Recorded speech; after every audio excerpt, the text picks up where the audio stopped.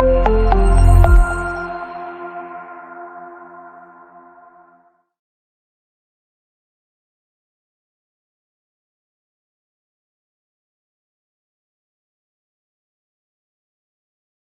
साथ काम करने वाले पैरालीगल वॉलंटियर्स हैं।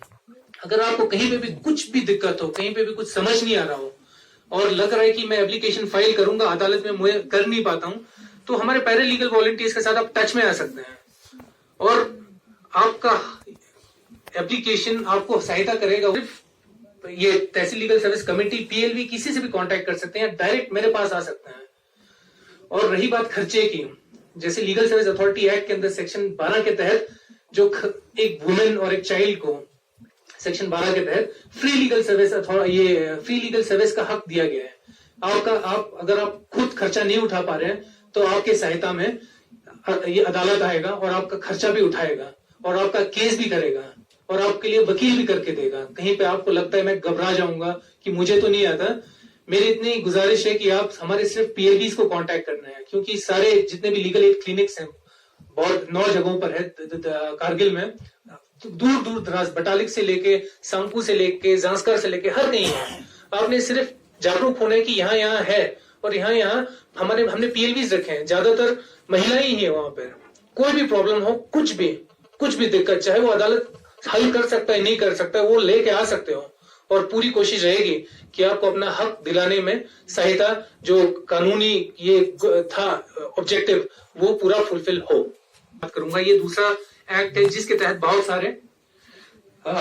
सारे केसेस, इतने भी नहीं कि हम अलार्म हो जाएं, लेकिन केसेस हैं जिसके बारे में बात करूंगा। ऑलरेडी मैडम मंजूमा ने बात किया इसके ऊपर। डोमेस्टिक वायलेंस एक्ट क्या है? डोमेस्टिक वायलेंस एक्ट जना वायलेंस है ना, जुल्म किसी भी चीज का, चाहे वो फिजिकल हो, मारपीट हो, या आपको इमोशनली कोई अत्याचार कर रहे हो आप पे, या मेंटली टॉर्चर कर रहे हो।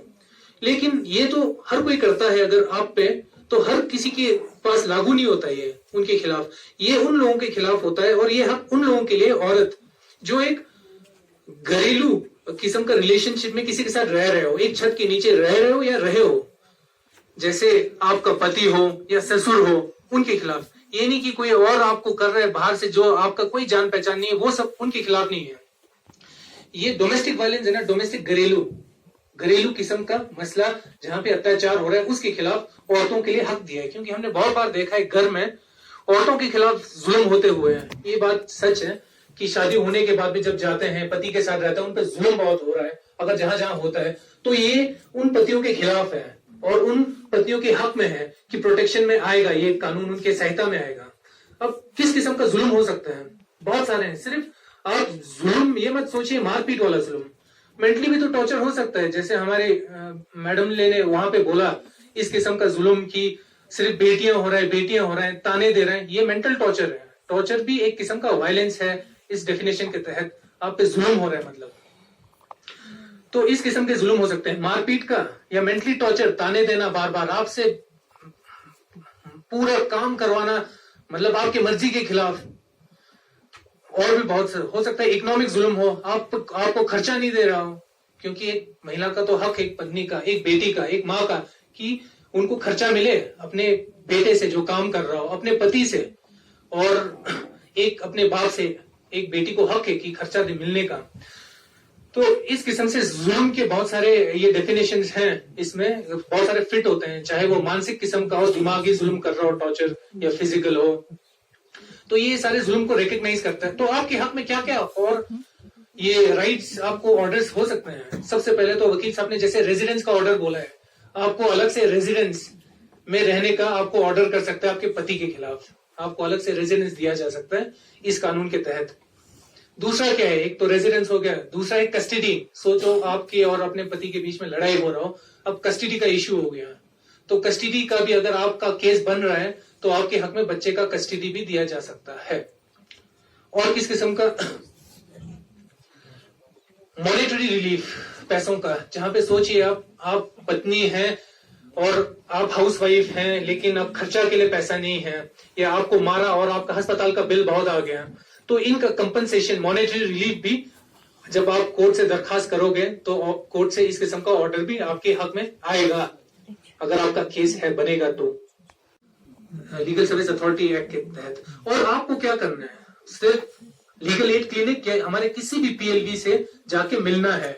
और लीगल एड क्लिनिक अगर कभी बंद हुआ तो वहां पे बोर्ड लगा होगा, पैरालीगल वॉलंटियर का नंबर लिखा होगा, नाम लिखा होगा, सिर्फ उनको आपने कांटेक्ट करना है। फिर भी कांटेक्ट नहीं होता है, डिस्ट्रिक्ट लीगल सर्विस अथॉरिटी का सेक्रेटरी होता है, या तो डायरेक्ट कोर्ट में भी जा सकते हैं, जज साहब आपकी बात सुनेंगे। फिर भी आपको कोर्ट जाने में आपको थोड़े हिचकिचाहट हो रही है, secretary district legal service authority के पास आइए आप, या चेयरमैन तहसील लीगल सर्विस कमेटी के पास जा सकते हैं। सिर्फ दरखास्त रखने की देर है, आपका फिर वहां पे मसला पूरी सुलझाने की कोशिश की जाएगी। तो मैं और बाकी कुछ नहीं बोलूंगा। आज का दिन औरतों के, महिलाओं के योगदान को सेलिब्रेट करने के लिए है।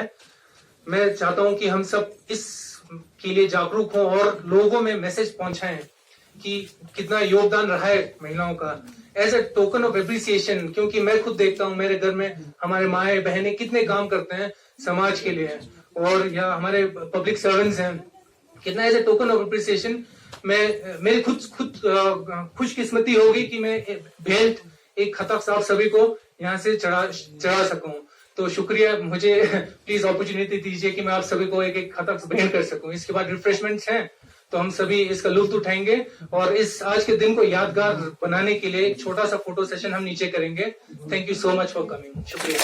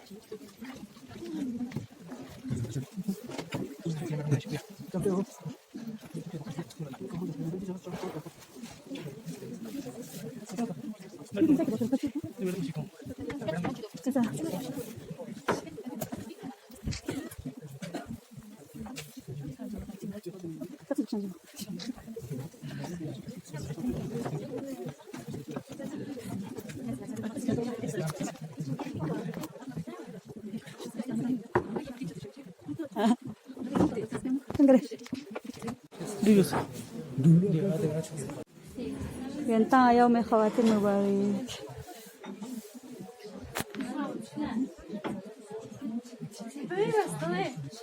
Oo.